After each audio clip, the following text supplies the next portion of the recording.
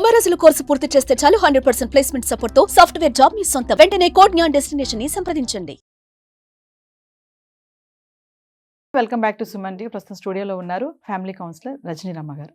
నమస్తే మ్యామ్. నమస్తే నవీన. మ్యామ్, రీసెంట్గా నేను ఒక ఆవిడని కలిశాను. ఆవిడ చెప్పింది ఏంటంటే, మా హస్బెండ్కి వేరే అమ్మాయితో సంబంధం ఉంది, అది నాకు తెలిసి కూడా నేనేంటంటే క్షమించలేకపోతున్నాను. అంటే ఎందుకు ఇంకొక అమ్మాయి వైపు నా హస్బెండ్ వెళ్ళాడు, అంటే నాలో లేని ఆమెలో ఏమన్నా చూశాడా, ఏంటి అసలు ఇక్కడ జరిగేది, ఏం చేయాలి, నాకు అండర్స్టాండింగ్ అవ్వట్లేదు, నేను క్షమించే మనసు రావట్లేదు. ఇంటరాక్షన్స్లో ఉంటున్నాను, ఇంట్లోనే ఉంటున్నాము, కానీ ఇదొకటి మా మధ్యలో నడుస్తుంది, ఏం చేయాలంటారు దీన్ని అనేది ఒక ప్రశ్న మేడం. దీనికి ఏం చెప్తారు? అవును, తెలుసుకోవాలి అసలు అతను ఎందుకు మొగ్గాడు అనేది రీజన్ తెలుసుకోవాలి ఫస్ట్. కొంతమంది ఒక అందానికే లొంగిపోరండి.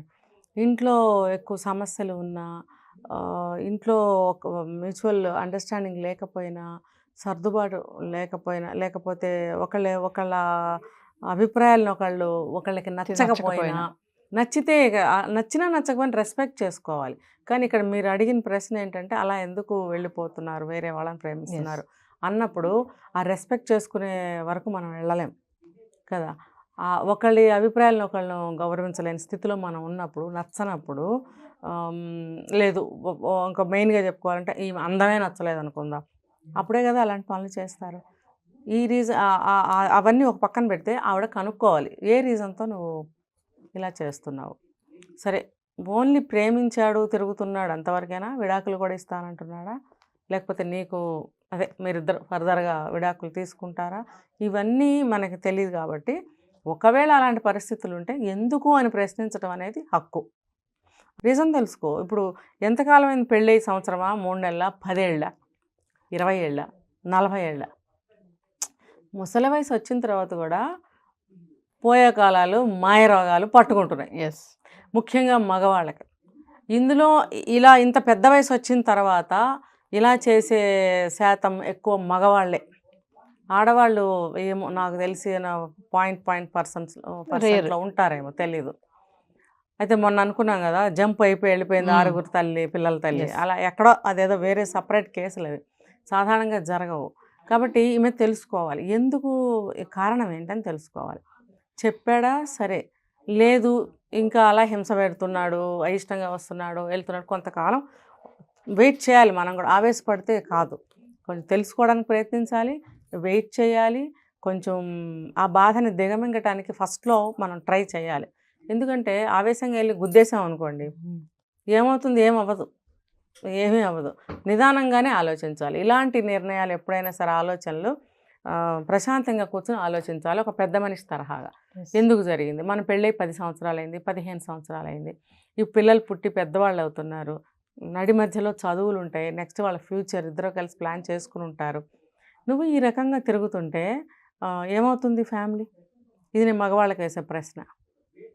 సరే, ఆ అమ్మాయి కనుక్కోవాలి, ఏంటండి ఎందుకు ఇలా జరుగుతుంది. జెన్యున్గా సరిగ్గా సమాధానం ఏం చెప్తాడు? ఇప్పుడు నీకేమైనా 1 లక్ష రూపాయలు నెలకి ఇస్తుందా అమ్మాయి? లేకపోతే నీకు ఆఫీస్కి వెళ్ళంగానే రకరకాలు వండి క్యారేజ్ పెట్టిస్తుందా? లేకపోతే దగ్గరుండి వడ్డించి పెడుతుందా రకరకాలు నీకు? లేకపోతే భార్య ఇవ్వలేనిది ఏమన్నా ఇస్తుందా? ఏంటి చెప్పు. నీకు పెళ్లి చేసుకున్నందుకు నీకు ఆ అమ్మాయి భార్య అన్నీ చూస్తుంది కదా, నీకు సమయానికి అన్నీ చూస్తుంది. ఆ అమ్మాయి వల్ల తేడా ఉంటే, తప్పు ఉంటే నువ్వు కనుక్కోవాలి. కనుక్కోకుండా అలా వెళ్ళిపోయావు అనుకో, భార్య కనుక్కోవాలి. చెప్పాడు అనుకోండి, నాకు నువ్వంటే ఇష్టం లేదు, నాకు ఇష్టం లేదంటే మోజు తగ్గిపోయింది వాడికి. ఎందుకంటే కొంతమంది ఆడవాళ్ళు చింపిరి జుట్టు వేసుకొని అలాగే ఆ గుడ్డలతోనే పొద్దున్నుంచి రాత్రి వరకు వేళ్లాడి నూనె గుడ్డలతోటి వంటలు చేసి, అబ్బో భర్తకి వండి పెట్టేయాలి పంచభక్షాలు. నిజంగానే పాపం కష్టపడుతుంది, రకరకాల టేస్టీగా వండి పెడుతుంది, పిల్లలకి టన్ రెడీ చేసి స్కూల్కి పంపుతుంది, రాగానే మళ్ళీ అవి రెడీ చేస్తుంది, పాఠాలు చెప్తుంది, హోంవర్కులు చేస్తుంది. తను అనుకుంటుంది, నేను త్యాగమూర్తిని, నేను ఇంటిని చాలా బాగా చూసుకుంటున్నాను. ఇదంతా తనకు నచ్చదు. కొంతమంది మగాళ్ళు ఎప్పుడు చూసినా ఆ కోరికలు ఎక్కువ ఉంటాయి. కొంతమంది మగాళ్ళు భార్య ఎప్పుడు రంబలాగా తయారై కనిపిస్తూ, బులిపిస్తూ, మురిపిస్తూ ఉండాలని కోరుకుంటారు. అది ఇంట్లో ఈ వాతావరణంలో కుదురుతుందా?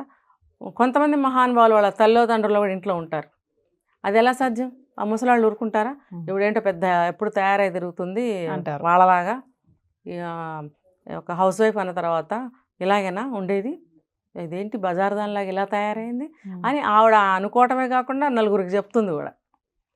ఆవిడ దానికి కూడా భయపడి కూడా ఆవిడ అలా ఉండొచ్చు, అదే అత్తగారు ఉన్నారు లేకపోతే ఇంకోటి పిల్లల ముందు బాగుండదు, ఒక వయసు వచ్చిందని ఆవిడ పాపం అలా అనుకుంది అనుకోండి, లేకపోతే తీరలేదనుకోండి, వీడికేమో ఇలా అనిపిస్తుంది. ఇలా ఈ ఈ సందర్భాల్లో వాడు బయట వాళ్ళకి మొగ్గే అవకాశం ఉంది. లేదు ఇంకోవైపు చెప్తా, ఈ రోజుల్లో ఒక మంచిగా ఒక పొజిషన్లో ఉన్నాడు, పొజిషన్లో ఉండక్కర్లేదు, ఎంతో కొంత సంపాదిస్తూ ఉంటాడు, కాస్త బాగున్నాడు అనుకోండి కుర్రాడు, ఏ వయసు అయినా కానీ మనిషి బాగున్నాడు అనుకోండి, అమ్మాయిలు డబ్బు దృష్టితో ఉంటున్నారని ఒక దగ్గర చెప్పుకున్నాం మనం ఒక వీడియోలో. డబ్బు ఎవరి దగ్గర ఉంటే ఏం లేదు, ఒక 2000 ఇచ్చినా 1000 రూపాయలు ఇచ్చినా 10,000 ఇచ్చినా ఆనందమే, డబ్బు కావాలి. 20 ఏళ్ళు ఉండనే ఆ అమ్మాయికి 30 ఏళ్ళు ఉండనివ్వండి, వయసు తారతమ్యం లేకుండా వల్ల వేసుకోవాలని చూస్తుంది, అతి ప్రేమ చూపిస్తుంది, మంచిగా డ్రెస్ అవ్వటము, అతి ప్రేమ, తిన్నావా తాగేవా, తలనొప్పి వస్తే తల ఒత్తుతాను, నా రూమ్కి రా అని చెప్పి తీసుకెళ్ళడము, సేవ చేస్తానని చెప్పడము, సెక్సువల్గా కమిట్ చేసేయడము, అన్నీ ఏమంటారు సపరేట్గా అతనికి కావాల్సిన ఆనందాలన్నీ చూపిస్తున్నప్పుడు, అతి ప్రేమ చూపిస్తున్నప్పుడు లొంగంది ఎవరండి? ఆడవాళ్ళు కూడా పక్కన అక్క చెల్లెల్లో ఎవరైనా ప్రేమ చూపించినప్పుడు మనం కూడా అయ్యో అక్క ఎంత ప్రేమ చూపిస్తుందని మనం లొంగిపోతాం, కోపం ఉన్నా సరే ఒక మాట అనలేం. మరి అలాంటిది ఒక మగాడు అలా లొంగడా అండి?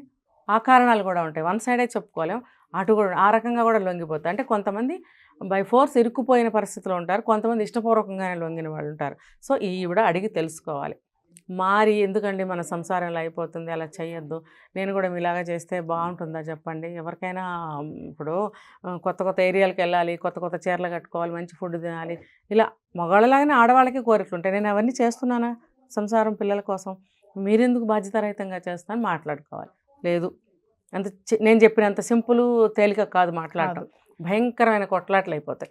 ఒకవేళ భార్య అడిగితే ఏంటి అసలు ఇది ఎవరితో మాట్లాడుతున్నారు ఏంటి అని అంటే అంత రిలాక్స్ గా చెప్పే హస్బెండ్ ఎక్కడ లేరు, తక్కువ. ఎందుకో చెప్పనా, ఉన్న కోపము అయిష్టత 100 రెట్లు పెరుగుతుంది. ఎందుకంటే పాయింట్ మీద అడుగుతుంది కదా, అతని తప్పు మీద పాయింట్ చేసి అడిగినప్పుడు వాడు రెచ్చిపోతాడు, ఇన్సల్ట్ ఫీల్ అయిపోతాడు. నన్ను నువ్వు పాయింట్అవుట్ చేస్తావా, నువ్వెందుకు పాయింట్అవుట్ చేస్తున్నావు? పాయింట్అవుట్ చేయకూడదు వాళ్ళ దృష్టిలో, కానీ ఏ తప్పైనా చేయొచ్చు, భార్య పాయింట్అవుట్ చేయకూడదు. అప్పుడు చాలా గొడవలు అయిపోతాయి.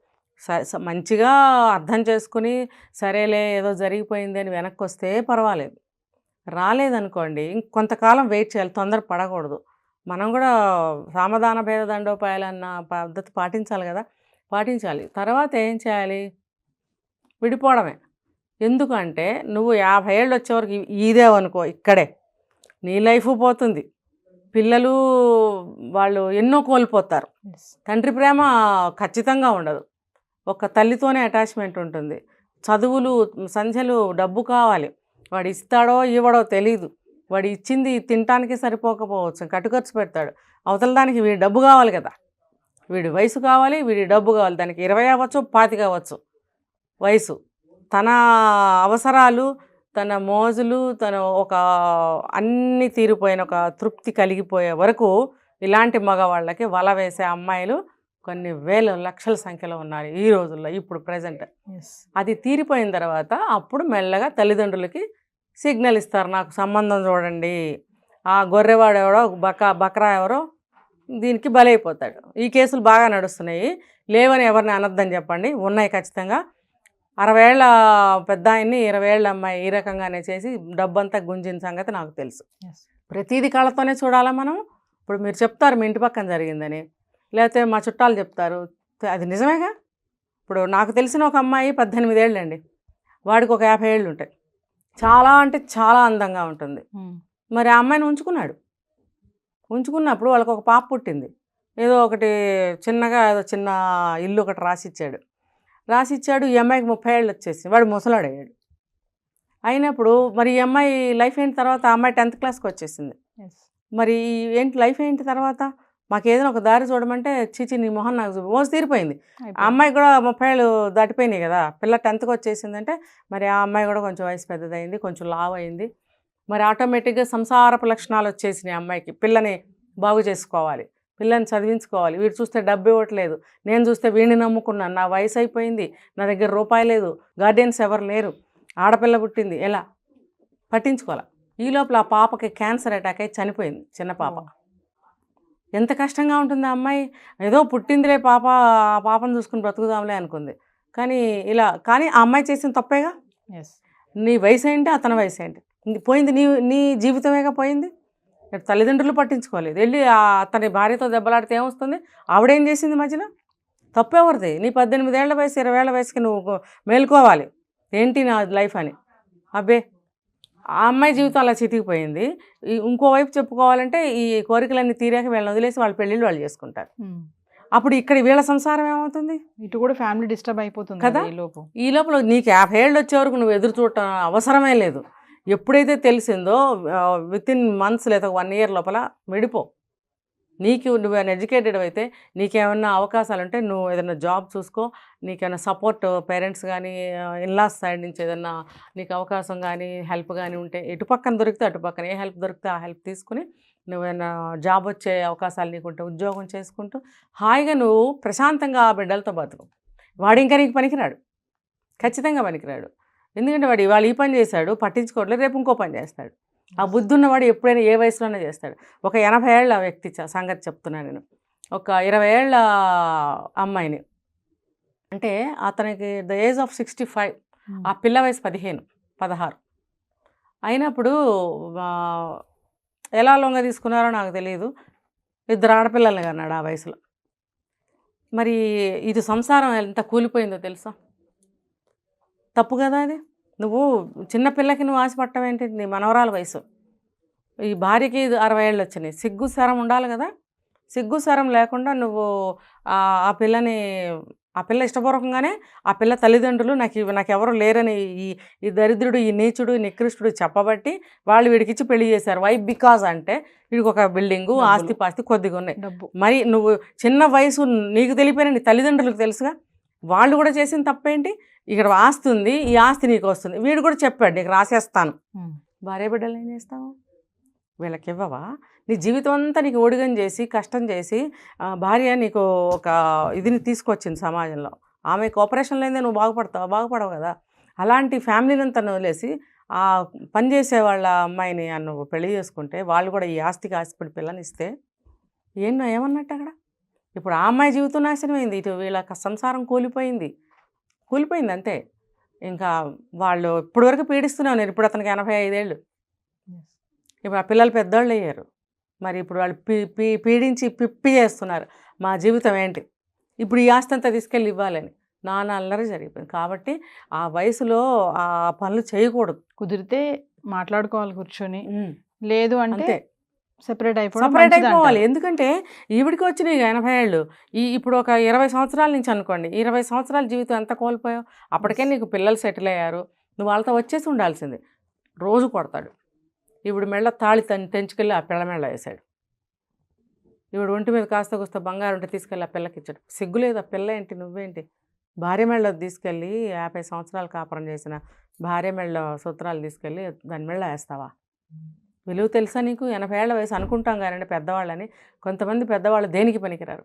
వాళ్ళ దగ్గర ఏం మ్యాటర్ ఉండదు, ఒక మంచి నేర్చుకోవడానికి ఉండదు, ఒక సుభాషితం చెప్పరు, ఒక దేవుడు పురాణం చెప్పమానంటే నోట్లో నుంచి రాదు, ఒక మంచి మాట రాదు. దుర్మార్గులుగా ఉంటారు ముసలాళ్ళు కూడా. వయసుగా ఇస్తాం కానీ గౌరవం, వాళ్ళ దగ్గర ఏముండదు మ్యాటర్.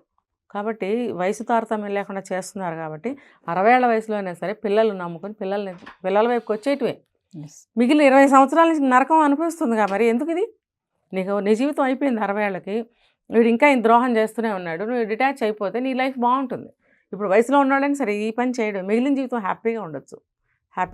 అలాంటి నరకంలో ఉండాల్సిన పని లేదు. వాడికి నీ మీద తప్పిపోయింది ఇష్టత, నువ్వు ఉండలేవు. మేము ఫైనల్గా ఒక విషయం చెప్పండి. అంటే జెంట్స్ చూస్తుంటారు కదా ఈ వీడియోని, అంటే మమ్మల్ని అంటున్నారు కాకపోతే మంచి భార్య ఉండి అందంగా ఉండి చక్కగా అందరినీ కలుపుకునే అమ్మాయి ఉన్నప్పటికీ కూడా భర్తలు ఇలా అక్రమ సంబంధాలు పెట్టుకునే వాళ్ళకి మీరు చెప్పే ఒక మంచి మాట ఏంటి మేడం? అక్రమ సంబంధం బుద్ధి.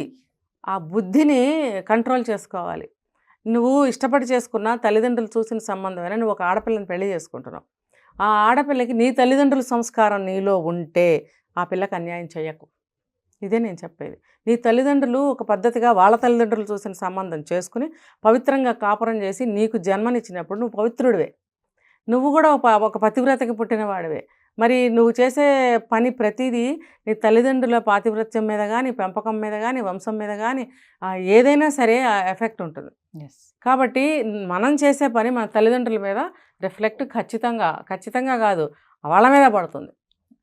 కాబట్టి ఇవన్నీ కూడా తెలుసుకుని ప్రవర్తించాలి. అమ్మాయి నువ్వు అంటేనే పెళ్లి చేశారు వాళ్ళు, అంతేగాని మా కోసం ఒప్పుకోయ్యా అంటే వాళ్ళ మొహం చూసి ఒప్పుకున్నాను, నాకు నువ్వంటే ఇష్టం లేదనే విధవలు నేను చూశాను. అలా కాదు, నువ్వు అంటేనే వాళ్ళు చేశారు. అయ్యా మంచి సంబంధం చేసుకో అయ్యా అంటారే కానీ ఇంకో రకంగా నిన్ను బెదిరించి బ్లాక్మెయిల్ చేసి అయితే చేయరు. నువ్వు ఆలోచించుకోవాలి. 25 ఏళ్ళ 30 ఏళ్ళ వయసు ఉన్నప్పుడు నువ్వు ఆలోచించుకో, ఒక ఆడపిల్లని చేసుకుంటున్నాను, ఆ అమ్మాయికి ద్రోహం చేయకూడదు, ఇష్టమైతేనే నేను తాళి కట్టాలి అని నువ్వు నిర్ణయించుకుని తాళి కట్టు. తర్వాత జీవితకాలం మనం భరతవంశంలో పుట్టిన వాళ్ళం, ఒకటే భార్య ఒకటే మాట శ్రీరాముడు. ఆయన ఇప్పుడు అయోధ్యలో ప్రతిష్ఠించుకుని మనం ఆయన గురించి మళ్ళీ ఒక రామరాజ్యాన్ని గుర్తు తెచ్చుకుని మనందరం ఎన్ని పండగలు చేసుకున్నాం కదా. మరి అది సాక్షాత్తు భగవంతుడిని మనం ఆదర్శంగా తీసుకున్నప్పుడు అందులో ఒక చిన్న మనం ఫాలో అవ్వకపోతే వేస్ట్ కదా. ఒక భార్యతోనే మనం ఉండాలి, మన సాంప్రదాయం, మన భరతవంశంలో. కాబట్టి ఇది కనీసం ఇప్పటి నుంచైనా పాటించుకుంటే ముందు కాలానికి, నెక్స్ట్ జనరేషన్కి కాస్తైనా ఇంకా మన హిందూ సాంప్రదాయం, భారతదేశ సాంప్రదాయం ఏమన్నా నిలబడతాయి. Thank you. సుమన్ టీవీలో మీ పర్సనల్ అండ్ బిజినెస్ ప్రమోషన్స్ కోసం కింది నెంబర్కి కాంటాక్ట్ చేయండి.